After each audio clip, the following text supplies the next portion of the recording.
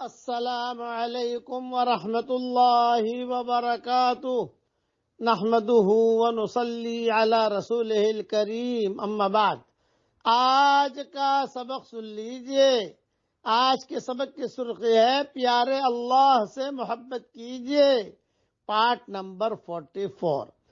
حضرت ابو طلحہ رضی اللہ تعالیٰ عنہ روایت کرتے ہیں کہ رسول اللہ صلی اللہ علیہ وسلم نے ارشاد فرمایا، جو شخص لا الہ الا اللہ کہتا ہے اس کے لیے جنت واجب ہو جاتی ہے، اور جو شخص سبحان اللہ و بحمدہ 100 مرتبہ پڑھتا ہے اس کے لیے 1,24,000 نیکیاں لکھی جاتی ہیں۔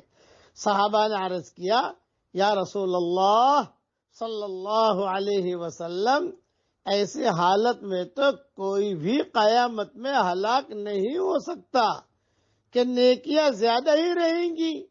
رسول اللہ صلی اللہ علیہ وسلم نے ارشاد فرمایا، بعض لوگ پھر بھی ہلاک ہوں گے، اس لیے کہ تم میں سے ایک شخص اتنی نیکیاں لے کر آئے گا کہ اگر پہاڑ پر رکھ دی جائے تو وہ دب جائے، لیکن اللہ تعالیٰ کی نعمتوں کے مقابلے میں وہ نیکیاں ختم ہو جائیں گی۔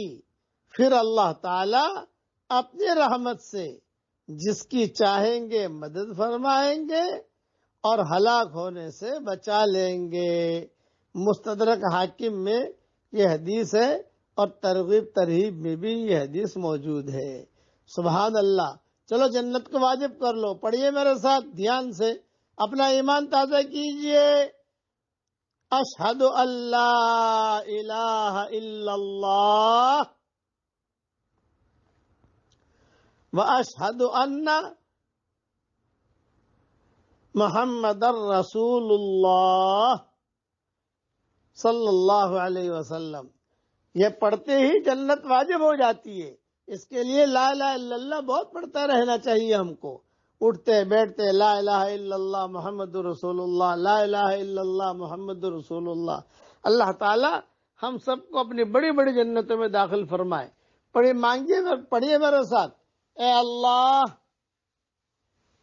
مجھے جنت میں داخل فرما، اے اللہ مجھے جنت میں داخل فرما، اے اللہ مجھے جنت میں داخل فرما، اے اللہ جہنم سے میری حفاظت فرما، اے اللہ جہنم سے میری حفاظت فرما، اے اللہ جہنم سے میری حفاظت فرما۔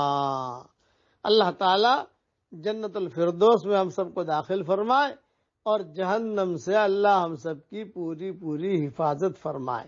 آمین۔ وآخر دعوانا ان الحمدللہ رب العالمین۔